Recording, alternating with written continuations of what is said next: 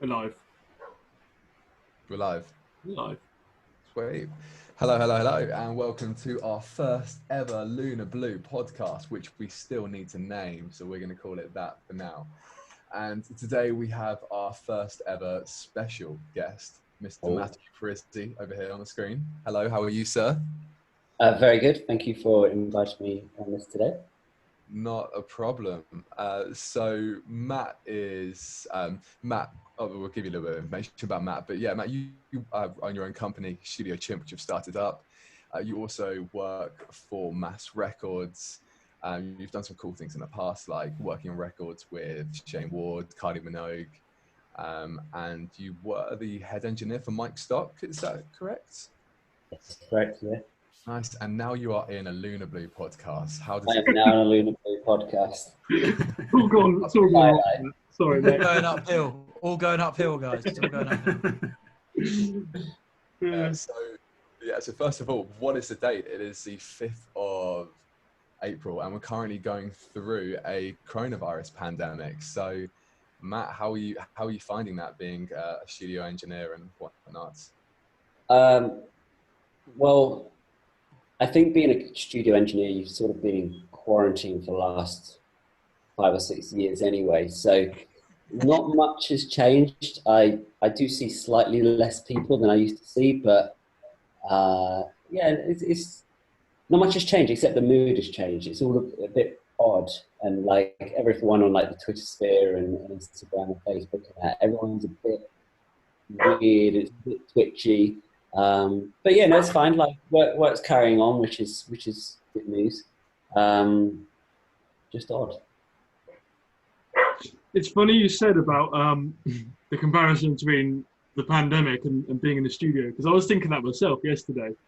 Like, you get that weird, you start laughing at things that aren't funny after being in the studio for a whole week. I don't know if anyone else has had this, but I've been sat in my house just like finding really not funny things hilarious, and because I'm just so like it's sat in so long, so weird. Yeah.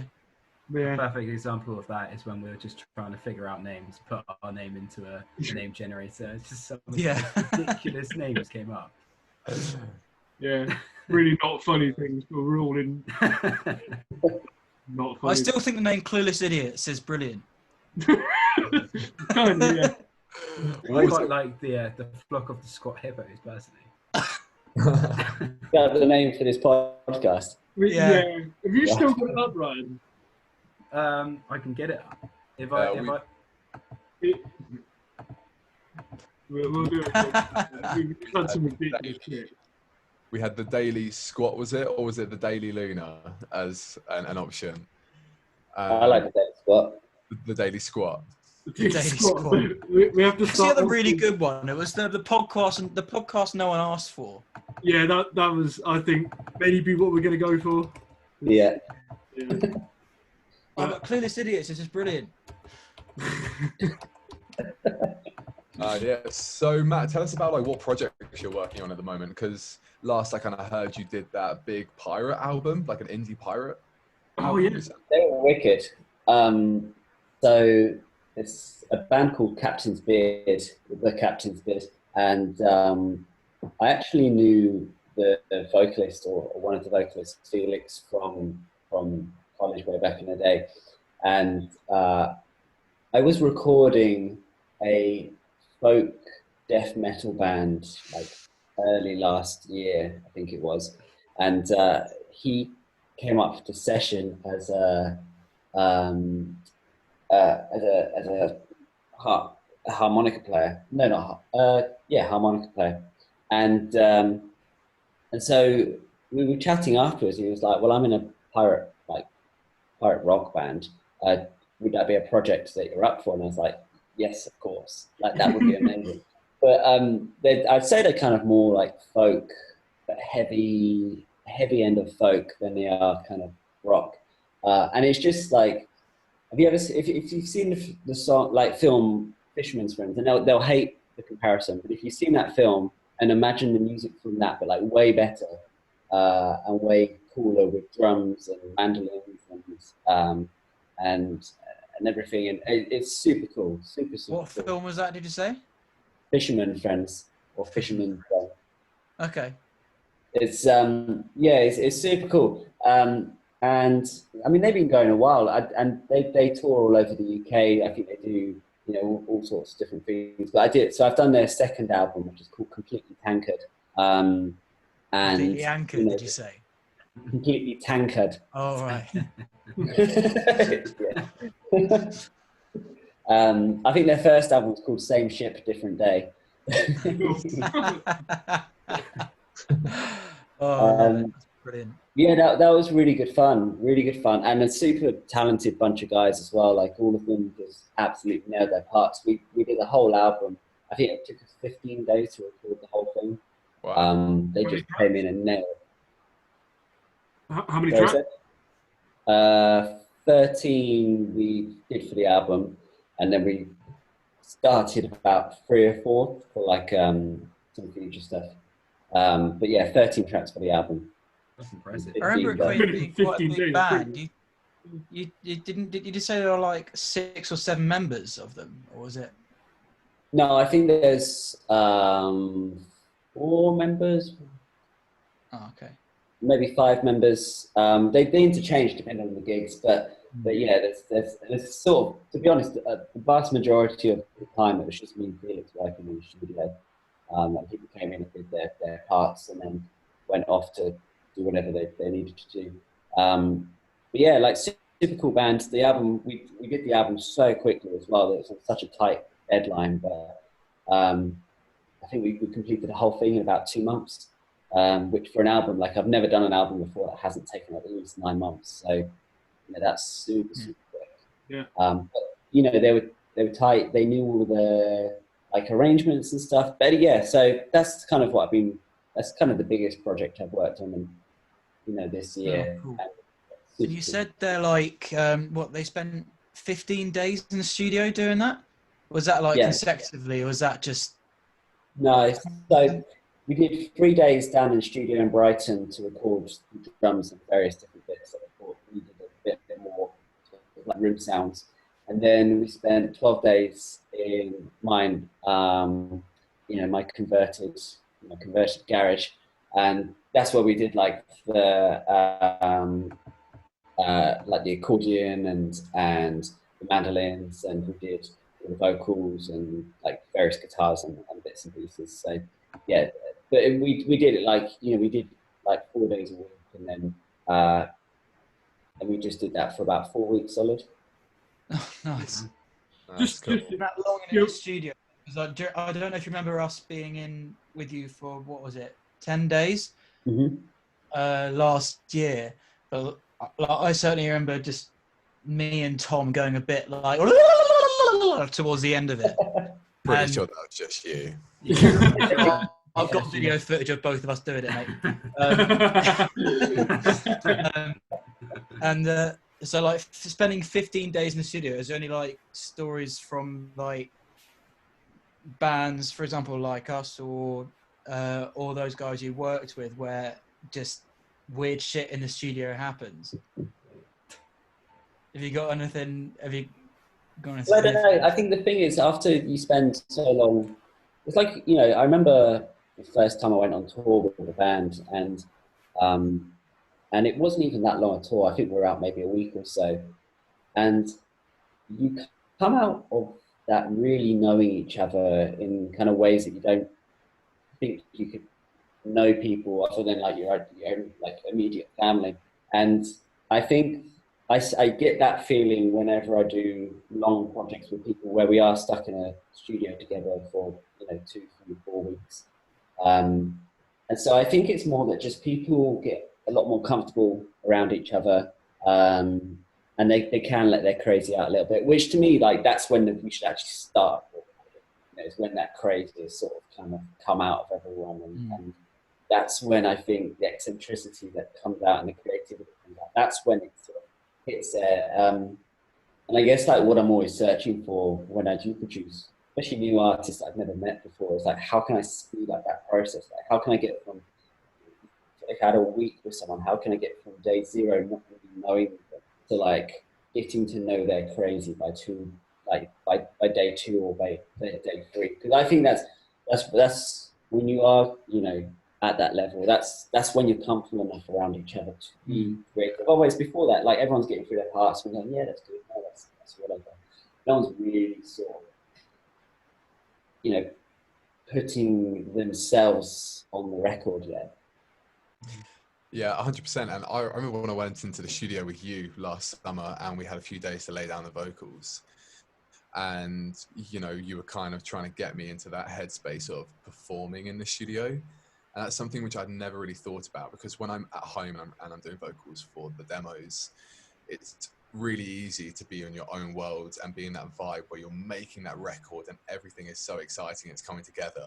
But then you're like a few months down the line when, you know, we're coming to the studio with you to record it, there's a certain amount of how can you recapture that energy which you had when you first started it off. So yeah, I can see where you're coming from, where we're trying to, you know the artist when in the studio. Totally. Like I recorded a band once, actually last year, and the only way we could get it to really work was we switched off all the lights in the studios, and then the guy got naked in the vocal booth.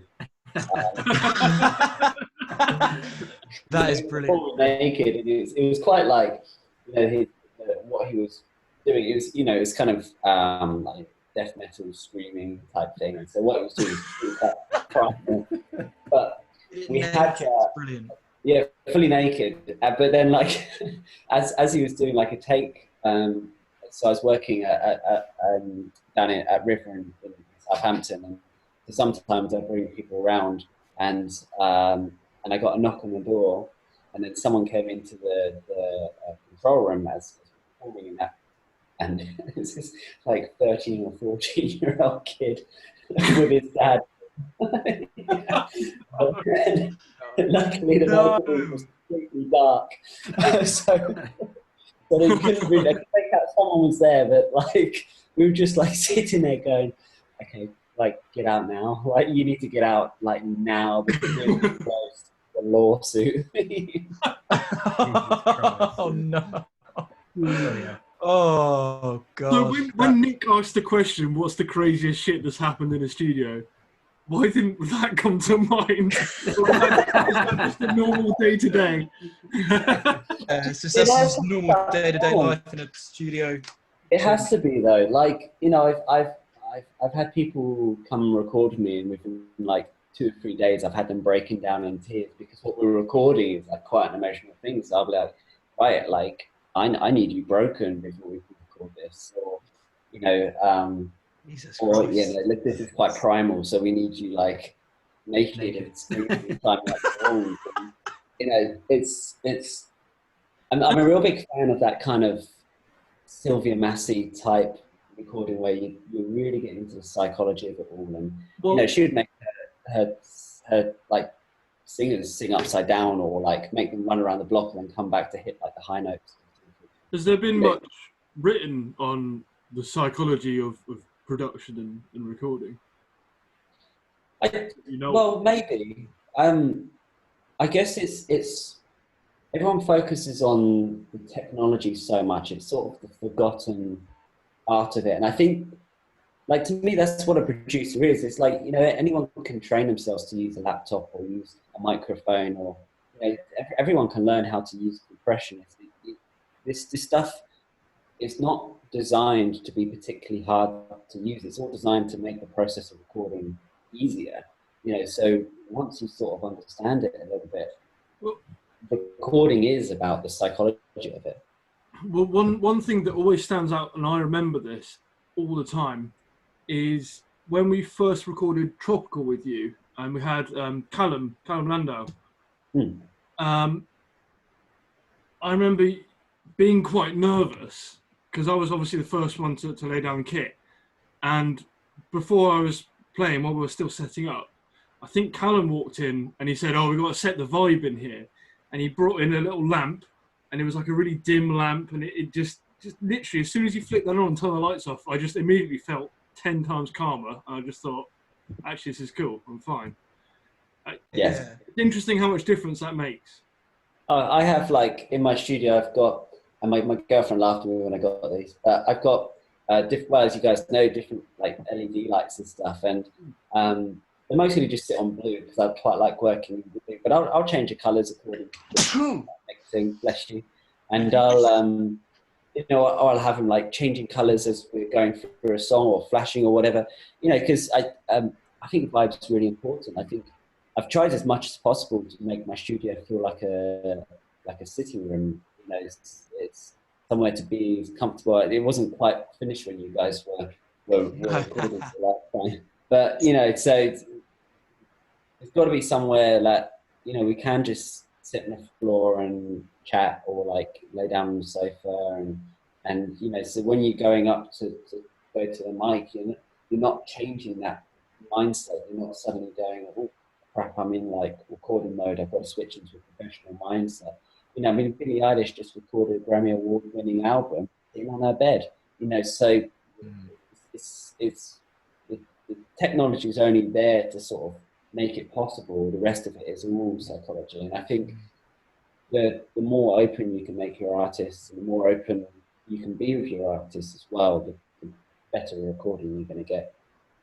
I am a sucker for having a candle burning, or having candles burning when I'm trying to write music. Like even right now, like I just lit this one like an hour or so ago, just because Sunday we're going through a pandemic. You just want to chill out and whatnot. But yeah, 100%. We're setting the vibe. It is something important. I can imagine you now like with a bubble bath and candles. In fact, that's how we're going to record next thing. I'm going to get you in a bubble bath with candles. Part of me that's wanting to light these, just light some incense and put them out. This needs to be the most middle class setting possible for Tom Hart. Yeah. Not many teenagers walking if Tom's in a bubble bath, for God's sake.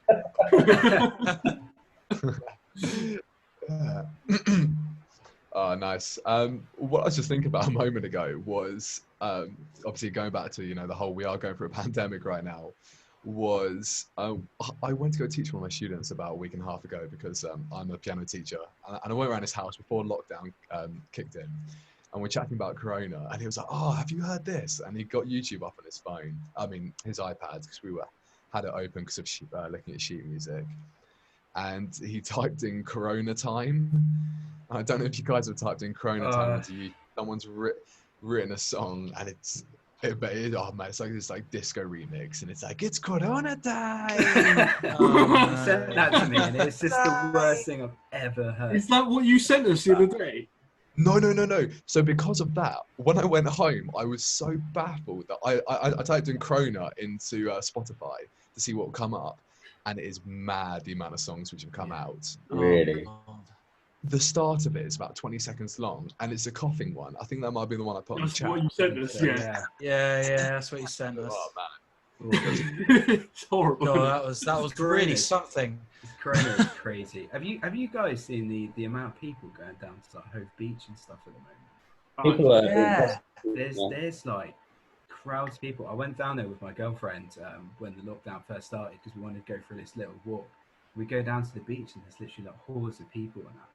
And apparently, one of my girlfriend's friends was watching news today, and they actually said, like, if this carries on, people aren't even going to be allowed outside the house. Full stop. Earlier they said that, didn't they? I don't like. What the hell are you guys going to do if you're not even allowed to go out for a bloody walk every day? Have a bath and light some candles. Have some me time. Well, did you see the Scottish Health Minister as well? That is... No, I didn't know. She told everyone, right, what all the governments have been saying, stay inside, don't go anywhere. And the Scottish Health Minister has been caught going to a second home, driving down. Twice in 2 weeks. Twice? Yeah, twice. With her, I don't know if it's husband or boyfriend, just going like a cute little escapade just to a second holiday home. And she put that rule. She implicated that rule, so... Shocking, isn't it? It's so bad. I think the problem is, likes of certain members excluded, but likes of most of us, if we catch it, and I'm starting to think I already had it back in Feb, but if we catch it, we'll survive and we'll be okay. And the people that will suffer for it are the people that a sort of, not to get too like deep and heavy into the politics, but there's sort of people that society leaves behind anyway. And so I feel like people, there's been such a decline in thinking about society over the last like 10, 20 years. We no longer think about the greater common good for everyone. We're much more inclined to think about what's good for ourselves. And I think this is a perfect example of people turning around and going, and I've literally heard the words being said, I don't care if someone catches it and dies, like it's my liberty, you know. And this is such a, now more than ever, we have to think about society. We have to think about everyone. We have to think about how, you know, me leaving to go to the shops, or, you know, that even that action can cause different reactions, whether I catch it and then I chat to a neighbor or something. You know, you've got to be careful. You're right. You are right. But I have also seen the opposite. I've seen a lot of people looking out for each other as well, which is nice. Yeah. I've seen people, you know, offering to drive to shops, and, you know, my grandparents, people living next door to them, they've been, you know, dropping food round and, you know, really helping them out as well. So I think, you know, you're always going to get shitheads and nice people. But this is it. It's you know, you're seeing the best of people, and you're also seeing the worst of people. Yeah. Like those plonkers that like to stock up on bloody toilet roll. Oh God, Come on. drives me mental. Right, I think like, let's not talk about coronavirus. No, I don't want to get onto a big. Let's not about it. To be honest, people drive us crazy, and that's it. On the topic of being driven crazy, what's it like being a dad? Hey. Do you know what, like, if I'm really honest, the first couple of months was super hard, like really, really hard. We had a particularly hard baby to deal with for various reasons, you know, but like, it's now actually my favorite thing in the world. Like, I absolutely love it. And it's one of those weird things, like, you sort of you don't realize how much time you have before you're a dad, like just the sheer amount of time. And I kind of sit there in the evenings and like for a good like 2 or 3 months, we didn't have any spare time, because he'd be waking up 5 or 6 times in the night, and, you know, he'd be screaming quite a lot, and so we didn't have any of that. And now that he's like kind of settled and he's quite good now, he's sleeping really well, we sit there in the evenings and he's gone to bed and we're like, oh, I miss him. I want him to come back. You know, what? And I don't want to put him to bed yet. And you sort of, so one, I think, you don't realize just how much time you have, but also it completely shifts your whole world view. Like, you'll know. We didn't catch that. What was that? What'd you say? Didn't quite catch that last bit. It completely shifts your whole world view.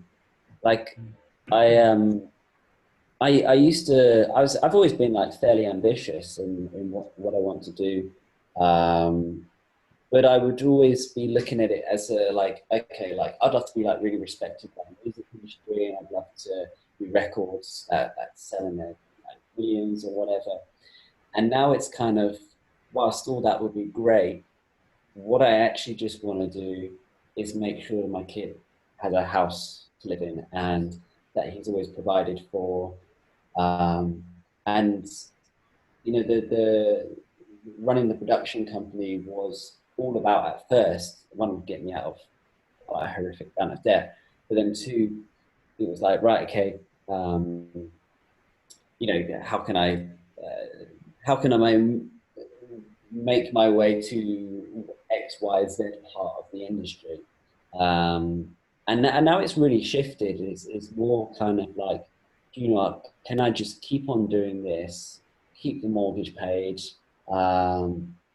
save up enough money so Raph has a decent future, and just leave like a positive mark. Like, it's sort of, my bigger ambitions have sort of disappeared a little bit, and I'm thinking a lot more just about, like, how can I just, I don't know, create something better. I don't know. I think it makes you just more paternal with people, and I think it makes you more forgiving and understanding of people, and it makes you look at people like, because you kind of look at everyone like, you were a baby once.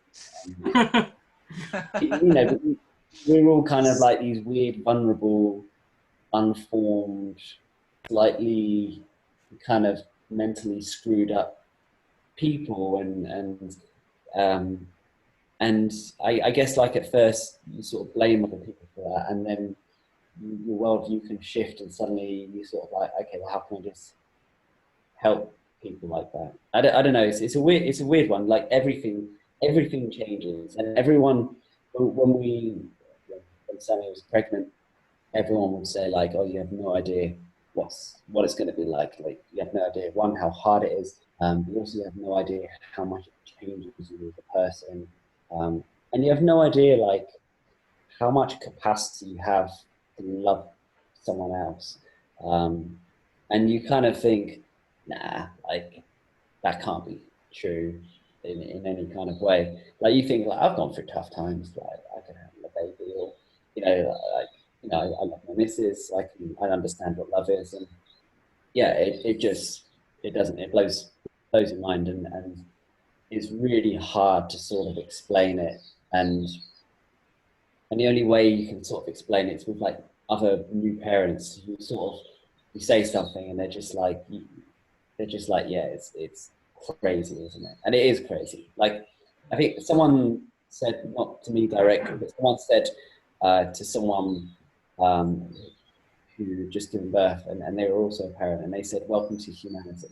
And it was like, yeah, that sort of sums it up. It's like when you become a parent, you become part of what it is to be our species. You become what it is to be human, and everything else sort of just seems peripheral to it. It's yeah, like in those famous Metallica words, nothing else matters.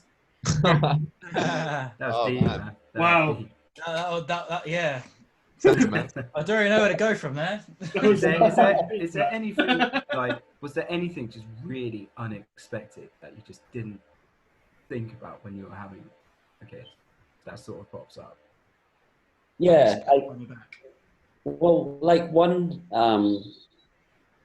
like no one tells you just how traumatizing birth is. Oh, Like I've seen a video.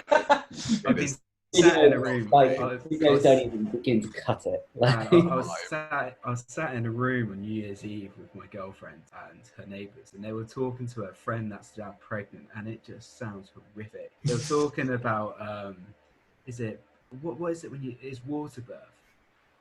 And they were just talking about everything that comes out, and just how horrendous it is.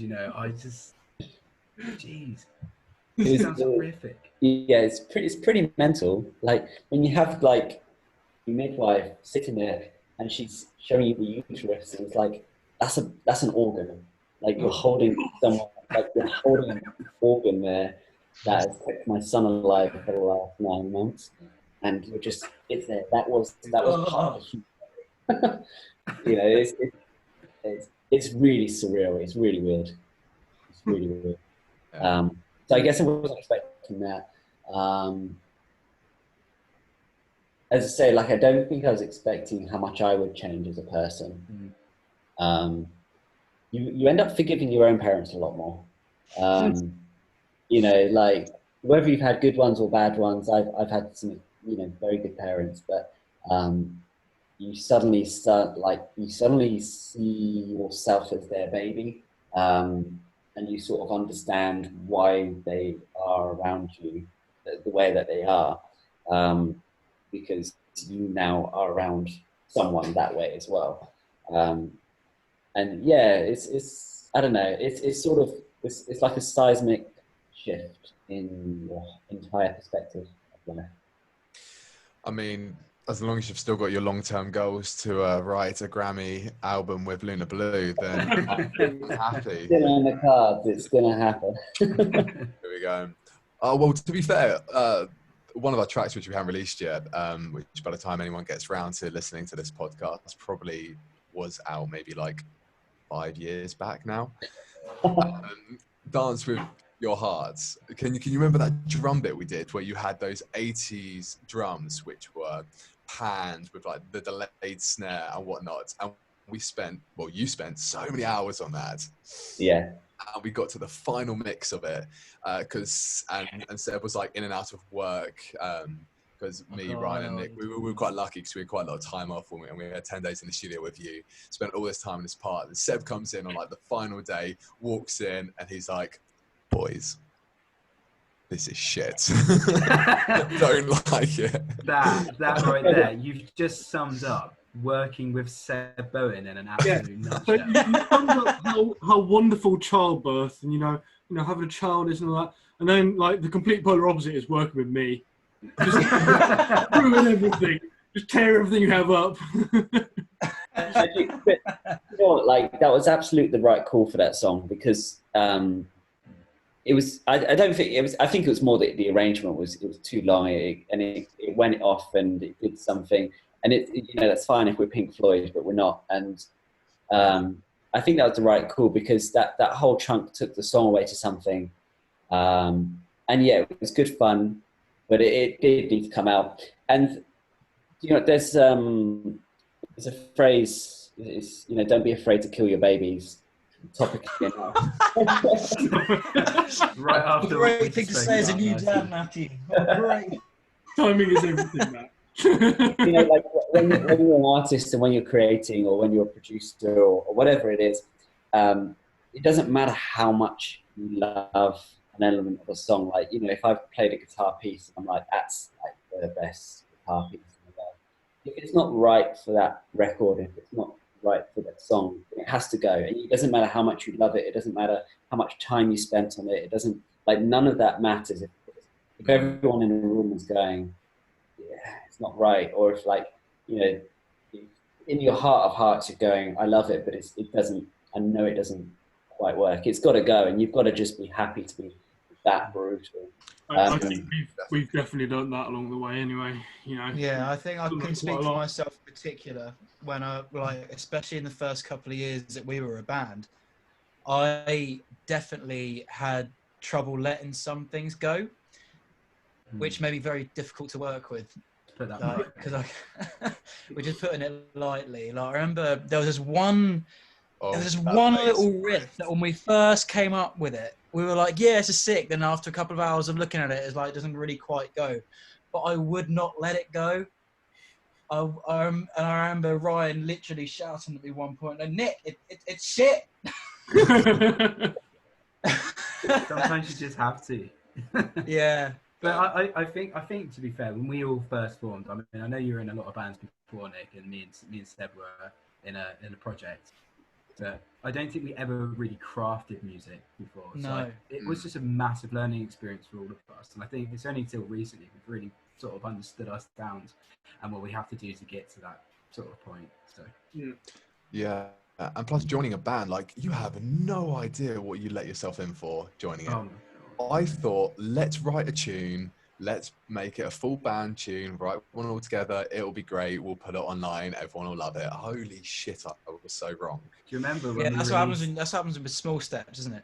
We don't talk about that song anymore. Tom, do you remember when me and you first wrote Small Steps when the band was just us two?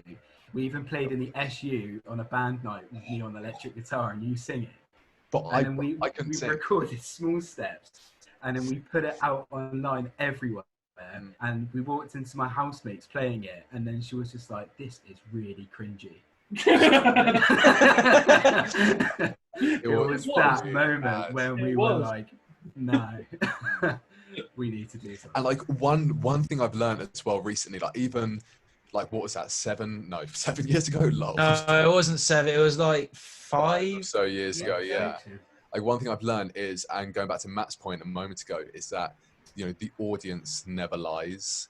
Because even with the demos which I've been playing, because I'm living with 3 other people at the moment, and I've been playing them on new tracks, and just to get their opinion, I've had, like, with one of the other records we're working on, which I'm not sure if you guys have heard, like, my girlfriend, she was like, this is cool, but I've heard it before. And it's just little things like that where you're like, you know what, okay. Like, it's like, is this predictable for Luna Blue? Or is this different? Is this too poppy? Is this too rocky? Like, it's really interesting. And then obviously, you know, we've all got our mums that are like, oh, well done, doing so well. I think with that point as well, you've got to also watch out for who you're asking. Like obviously the style that we are now is certainly a lot more listenable than we were maybe 3 years ago. And like what we've certainly made sure we started doing was kind of making sure we're asking the right people for the style that we're like. For example, we're not going to our mate Isaac Santos, who probably see the music that we do as quite cheesy and quite a bit too popular for his liking. Like if I was writing a metalcore song, I wouldn't necessarily go to Ryan like, what do you think of this? But this is it. Like we struggled so much being at uni because like we've had this conversation before, but at uni, going to study music, the pressure to play the fastest, to who can play the scales the fastest, who can put the weirdest amount of chords in a sequence to make it sound good. Like that's how you pass. The most amount of polyrhythms in as well. Yeah, literally. So, and that influenced our style massively. You know, we were like, let's make it like for the musos and make it sound good. But you're so indulged in that world when you're at uni of just being technically the best, that when you come out of it, and then like I remember we started jobs, and Seb, we spoke about this, Ryan, we spoke about this, like because we started driving first, like driving around listening to Radio 1 and just listening to, you know, just pop and contemporary music, how everything you've learned at music at uni doesn't matter if it doesn't have relevance to the real world, essentially. And uni was such a bubble. Like it was fantastic, a brilliant experience, but yeah, very different to how, you know, I pursue music now anyway. I think that was one of the things that actually the uni that I went to got quite right. They would say like you can either sit there and learn how to play fast, and you'd have a load of long-haired, greasy boys kind of like looking at you going, oh man, that's really, really cool. Or you could learn learn free chord songs, learn how to sing, play the acoustic guitar, and have all the girls around you going like, oh, that's really cool. And so we're all like, yeah, definitely the girls. So, but you know, it's really hard as to not get too involved in like the technicalities of the craft. And there's a term like amongst like engineers, gear sluts, and it's you know, when people are just too focused on the actual technology behind it and not the creativity behind it. And you know, I've met I sometimes get a bit overwhelmed with certain types of engineers because they'll rattle off like gear lists, and they'll rattle off like technical names and all these technical terms, and I'm sitting there like, I don't even know if I understand half of this. But you get them to fly a desk and you get them to do a mix or whatever, and it's crap because they're just too caught up in the technology of it all and how cool and technical it can be, as opposed to actually trying to just create something like. Yeah, I guess that's something that we've kind of in the past, maybe even the past 9 months, or even like the past year and a half of us being a band, like we've certainly gotten a lot more into the production, especially since meeting you, Matt. And I think we've now gotten to the point where the production's really, really important, but if the songwriting's not there, there's only so much the production can help with that. Yeah. Which is why having you as such a good and such creative mind with us as well is a massive help with our tunes. If that made any sense whatsoever. I think it was you that said you can't polish your shit. Yeah. Well, I mean, I didn't create that term, but yeah, I've certainly said it. Yeah. Wow, that was true. No, but like that's the first time I heard it, and I remember thinking, yeah, you know what, that is so true. You know, like if the record is like, you know, if it's not up to scratch, then no matter how much you do to it, you know, it's never going to be a hit. Do you know, there's a thing with a great record can't become a hit without a great song, but a great song could become a hit without being a great record. The song always comes first. So, I mean, I think if you can't strip a song back and play it on just a piano or just a guitar, or you know, just chords and the lead melody line, if you can't do that, then to me it's not a song yet. It's relying too much on the production. And you know, tell that to my sugar. I was about to say that there are exceptions to that, but like because you think of like they're more in line with what like classical music does, you know, where it's you know, it's a completely different style of writing. If we're talking about songs, yeah. it's a different thing altogether. You know, I mean, the Sugar are great, you know, but they're not hitting number one on the radio. No, of course. That would be And there's a cool. reason for that. Yeah. Oh, I'd love to hear like a stripped back Sugar set. That'd be great. Dun, Imagine dun, dun, dun, dun, dun, acoustic dun, guitar dun, and Just Thomas Hacker on the cajon. Yeah. And like I think since you know, helping people sing and like trying to go into the world of vocal coaching myself, since I've been like teaching songs from like Elton John to Lady Gaga, like just stripping back those songs and playing them on the pianos and taking them away from sections, and although, you know, technically they're not maybe the best, but just how like incredibly raw they are, like that is something which I've definitely realized since leaving uni as well. Like it's a craft to write a good song with a piano and an amazing vocal. Something else I've picked up from teaching is the amount you have to tell people to slow down. I don't know if you teach improvising, but I've started doing a lot of this, and I get it's kind of going back to the technical parts that you were saying, Matt. It's they're trying to go as fast as they possibly can constantly, or just trying to be, you know, the best at something, when it's always down to like slow down, make it sound good, you know, every time. Yeah, I know exactly what you're saying, because I've had the same problem with a trumpet student of mine. I think you might have this issue as well, Tom, when you're doing the vocal exercise, especially to expand your range. Like this is range exercise I was doing on the trumpet, which literally you go up, so you're doing an upward triad, and then you go down, and then you go down the octave, and you do it descending, and then you keep going up, you keep going down, you keep going, and she keeps, the student that I've got in particular that I'm teaching this range exercise to, she tries to do it as fast as possible so she can get to the top note, and then just completely disregards the bottom one. It's not meant to be like that at all. The whole thing is meant to kind of, the slower you do it, the more in detail you can do each part of it. So the slide up to each note, the tuning of each note, the tone of each note, you can focus on it more. And like I find a lot of students can't grasp that concept in their mind. I don't know if that makes any sense whatsoever, but yeah, no, or if you come across anything like that. I do a lot of work with closing your eyes as well, so you can really like zoom in on those fine on the fine detail and the fine changes and nuances there.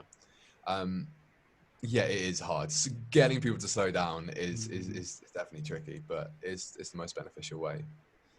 Yeah, easily. I think because everyone has a goal, and I remember when I was learning guitar, like all I wanted to do was play as fast as possible, not sort of realizing that actually if I slowed it all the way down, I would get to the goal of playing fast, you know, super fast, a lot quicker. I actually came up with a little bit of a learning theory, and I'm sure it's not my theory, but it's sort of one that I sort of figured out funny enough, from weightlifting. So, I know you knew a bit of this, but you probably know all about progressive overload, whereby you just make it a degree harder, like every single time. And I sort of thought back to the way that I practiced guitar. If I took the run that I wanted to learn, or whatever it was, I just started it like, I don't know, if the goal was 130 BPM, I'd start it at 80 BPM and just play at 80 BPM on day one, 81 BPM on day two, 83 BPM, and just every day making it a tiny degree faster. I would never notice that I was getting faster and faster. And then I'd probably given up, but in like a month or two time, I'd be able to play it at the speed that I wanted to, and never have noticed like that kind of difference. Yeah, Definitely. That's like exactly what it is. yeah, something. I was good. Yeah, you go, Tom. You go, Tom. Okay, I'll talk. I was going to say it's kind of like it's sort of like progressing a band as well. If you bring that all into this as well, you know, if you go into making a band and then you want that band to succeed, if you just start from day one, you say, right, we're going to be a #1 chart hitting band by the end of the month. We're going to release this record, which actually quite a lot of bands do when they first start. They'll write a record, stick it on Spotify, and I think they expect to have a huge amount of success. But it's all about baby steps, which is something else. 100%. Yeah, especially there's a lot to do with distribution and with it as well, isn't there? Sorry, Tom, carry on. No, I was just going to say, like, that's what we spoke about a few months ago, like setting small goals, because it is so easy to consume yourself with social media as well, like, on Instagram, and seeing, comparing yourselves to artists who are getting to places a lot faster, and just thinking, actually, you know what, this summer I am going to play that festival. I really want to play that festival, rather than breaking it down and doing things like we've done lately. Like, one of my goals at the start of the year was our first release, Look at Me, by the end of the year to hit 100,000 streams, which is going to be a massive achievement in itself. But it's just all those little things like that to kind of build our way up. And even like, another goal was to make sure that we book in photo shoots every 3 months, so that we're always getting all these little bits, all going towards our press, all going towards our streams, just our overall image and our package, so that we can take that and we can present that to someone to get a bigger goal, a bigger opportunity even. Not that we can do photo shoots with this whole Corona thing going on, but hey-ho. You must have seen this quite a lot with Studio Chimp, Matt, because I think when we first recorded Tropical with you, you were just starting out, am I right, with Studio Chimp? You've definitely seen it grow since then, so it must have been like small steps for your business too. Yeah, it was and it wasn't, but there's a huge difference between how I was attacking it and how other people might start, their own production for things. The difference is I've been doing this since I was 14, and I came out of, being head engineer for 4 years for quite a big time producer and stuff. And so when I attacked it, I had the benefit of all of that's gone on before. So there's a level of credibility that I could bring to it. So I wasn't really starting from the very beginning, which it allowed me to get to kind of progress quite quickly, progress the whole Studio Chimp thing quite quickly. But I think where I have seen it the most is sort of me sort of tiptoeing into the whole content and social media world. And I tried an experiment because a friend of mine was doing it with the whole Facebook thing, and it's like, it's a way to get thousands of people on Facebook to kind of join. And I kind of went along with that. I went, yeah, okay, like I want like 10,000 followers on Facebook, so we did that. And then it's like, and then I was kind of like, we did that, and I was like, that was good. And I was like, but it hasn't resulted in anything. It just sort of looks okay. And I think that's when I started looking at things a little bit differently. And I was reading, I've always been a big fan of a marketing guy called Seth Godin. Say that again, sorry? What was he called? Seth Godin. Okay. So he's super cool, like he knows his stuff. And he recently written this book, This is a Market. And in it, he talks about the smallest viable market. And I sort of thought to myself, yeah, okay, my smallest viable market isn't 10,000 people. It's perhaps 10,000. Sorry, Matt, we keep losing you. We haven't heard a lot of that. Oh, really? Yeah, didn't hear a lot. Apart after you told us his name for the second time, we just kind of lost you. It's a shame. It's really good. Sorry, carry on. Yeah, so he talks about this thing called the smallest viable market in one of his books, This is Marketing. And the thing, what that is basically when you are creating any kind of business, be it a band, and he talks about, I think it's the Kennedys, that's the name of the band, who do this really, really well. I think they had like one hit, but they still make like over $1 million a year in their band. And the whole book kind of goes into how and why they do that. But the whole point of the smallest viable market is looking at someone like myself or like you guys like, how many people do you need to be buying your product in order to make what you do a viable thing? And after that, I was like, well, I don't need 10,000 Facebook fans. I don't need hundreds of thousands of, of Instagram followers or anything like that. You know, I just need 10 to 15 decent projects a year, and that'd be pretty solid. So it shifts the way that you sort of think about things. And I think I might have mentioned to you guys before, there's this idea of the 1,000 true fans, which is a Kevin Kelly essay that he wrote, and that's free and that's online, and anyone can do that and read it. And it's, as an artist, you don't need 1 million fans. You just need 1,000 really good ones who are going to be really into what you're doing. And that sort of shifted everything for me, and I moved away from trying to get like thousands of people. And I think you guys are all part of, you know, a Facebook group that I run, and it's probably just over 300 people in there, and barely any of them are like interactive. It's this sort of a small core of interactive people. But I've made more money and I've got more clients out of that group than I ever did with a Facebook page with 10,000 people.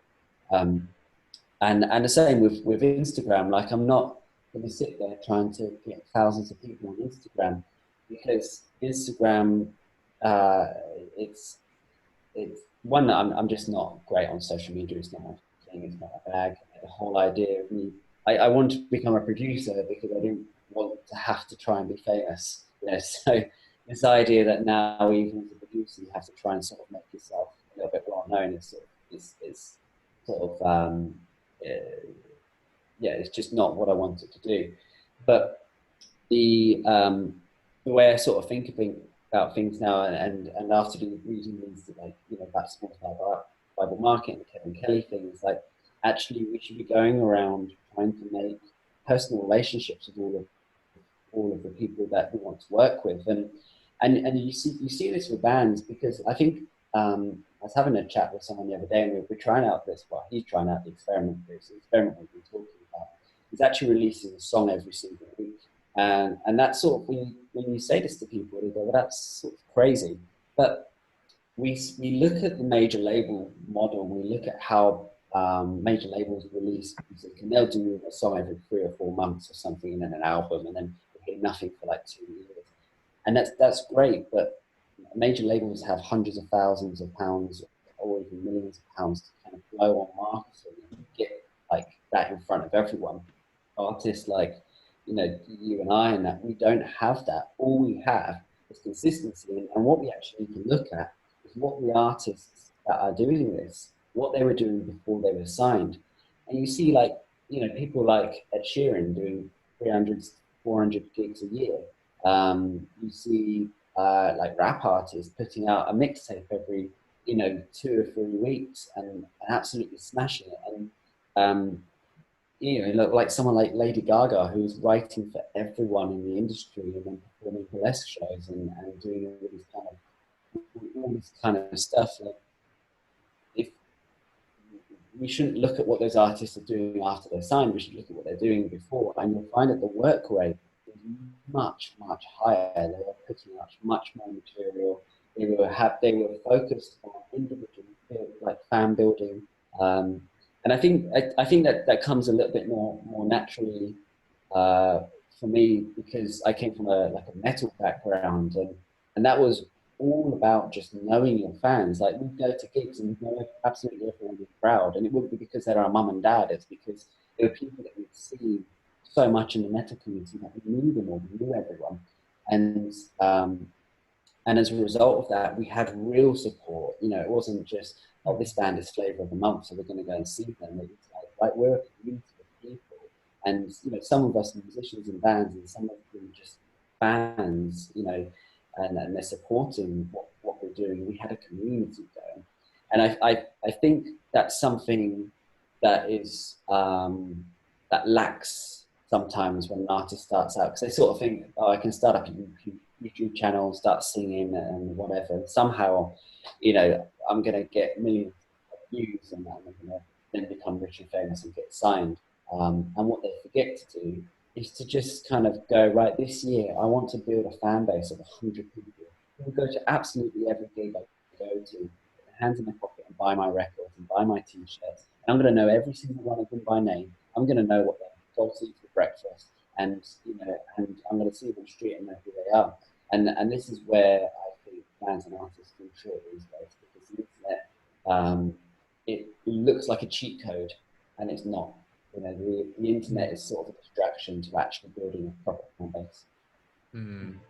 Yeah, I mean, that's something which I've definitely found a lot as well when it comes to narrowing down on a niche like that, because we released a song about, was it 30-ish days ago now, and we did the classic, let's release a press release. We spent all this time on a press release, and we launched it to like 300 blog contacts, and we had like a couple of responses. But that's literally it, because we're just firing and we're asking for something. But then on Instagram, like, I probably spend a couple of hours a day just having general chit chat with people who, one, are interesting, and two, actually care about our music. But every single blogger that I had, been chatting to on Instagram for a while, and I'd taken the time to just get to know them, like, as you say, like literally just chat about what they had for breakfast, what they've been doing for the weekend. They were the people that took their time to do a blog feature on us, and put it, like, every single successful blog feature we had. Like, we even had a blogger just show up at one of our gigs, which was just so cool, because we don't really have that. And like, I'd been chatting to him on Instagram. I'd slipped in the whole, like, it'd be really cool if we could speak about a feature.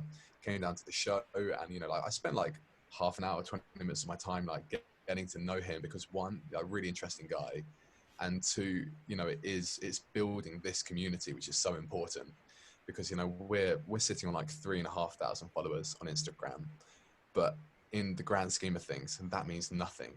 I mean, you get the instant kind of certification from an outsider coming in and saying, oh, 3.5K, they must be doing good. But unless you're interacting with these people, I want to say a daily basis, but realistically, like, it's a lot of things to juggle there.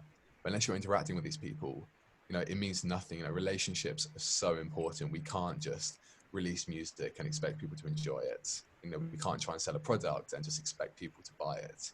You've got to take the time and meet people at shows, and exactly what you're saying about the whole metal community. Guys, yeah. I hate to jump in here. My laptop is teetering on death. Oh no!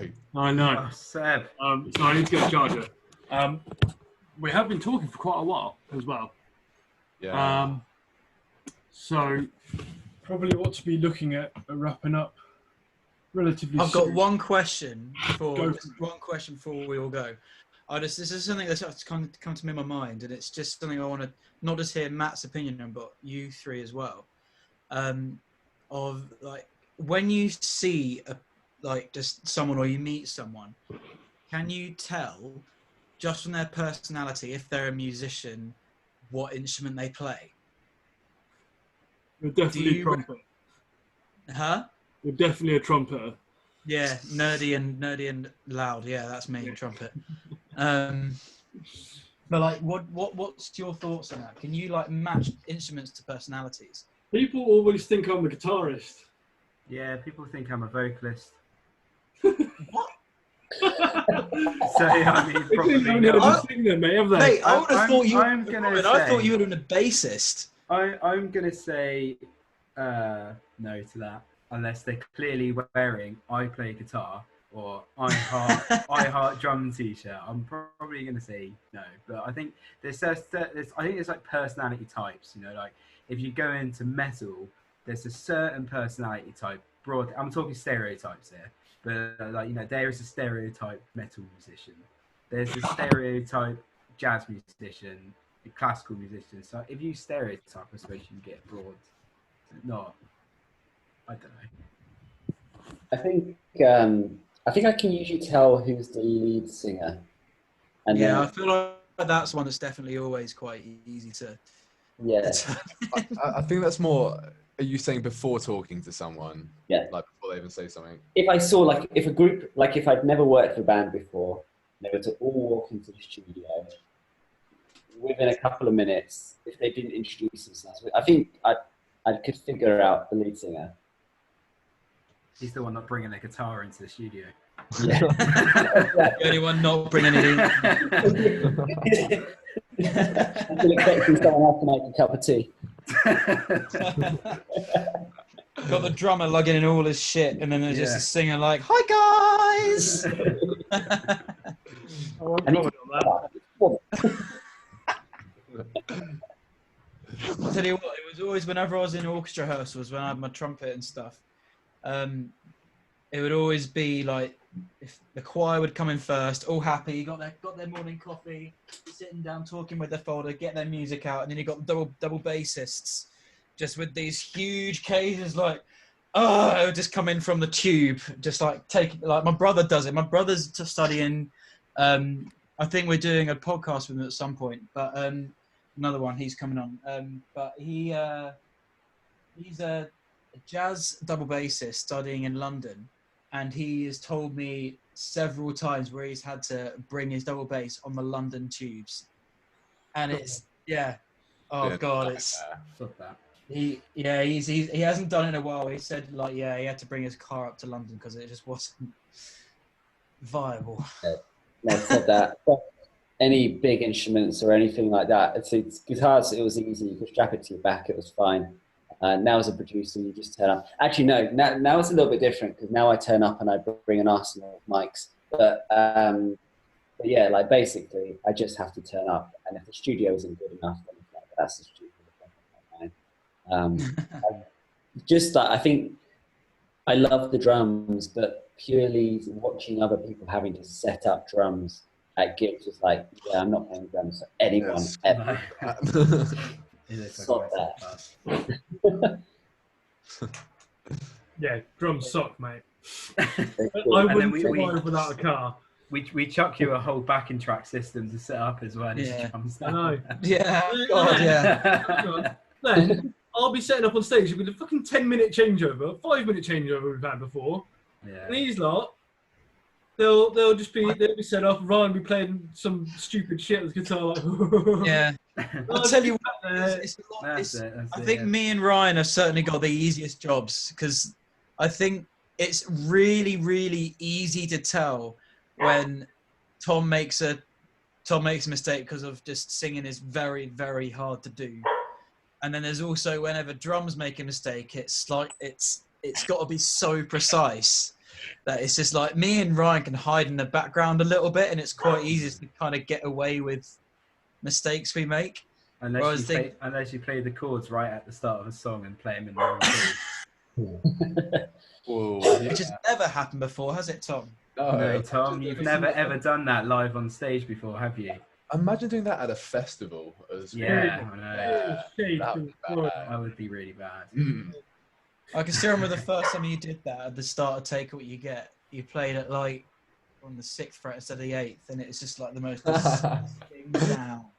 To be fair, that was like first year of uni. Yeah, but you kept doing it all the way until like hey, I do a year and a half later, until we stopped playing the song.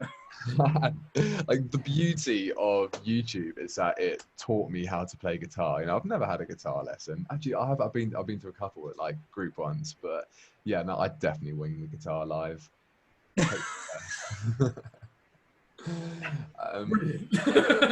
Really, I have no idea. Just don't promote YouTube videos. That's it, because you're going to put us out of business, guitar teachers. Nice. Cool. Well, I'm thinking like this is coming to a wrap now. Yeah. One thing we haven't decided on is the name of the podcast. Yes. Have you got the names? I'll tell you what. Here's an idea. Why don't we have the guest every week give us the name of the podcast? We just change it every week. Yeah. Okay, Matt. It's all up to you. You've got a name. Oh, God, right. And then that's not even been a list, has there? Oh, man. We can always go for the flock of the squatting elephant hippos or whatever it was. How long would have? Why don't you just call it Five Guys Talk like absolute bollocks for just over an hour? That's good. All right, that's good. Cool. Can you just write that down quick, Tom? Five guys talking shit for an hour. Just over an hour. I like it. Blue, 5 guys talking shit for just over. Yeah, it works. Okay. Blue. Nice. Cool. Right. That's great. Awesome. It's been a pleasure, Matt, to chat to you, and nice to see you and you and your no hair and your no baby. But yeah. You'll all do it soon. This will be every man coming out of lockdown will have this. Yeah. No. I'm going full caveman. I'm getting the beard. The little beard I can grow, that's coming out. I'm going to be just... It's going to happen to me soon. My hair's long. God. Jesus. Look at that. Right, okay, should we wrap it up, guys? Let's wrap it up. All right. Nice Right, Matt, we love you lot. It's been an absolute pleasure. Yeah, thank you very much, Matt. Thank you. Bye. Soon. Right. Cheers, man. Take care.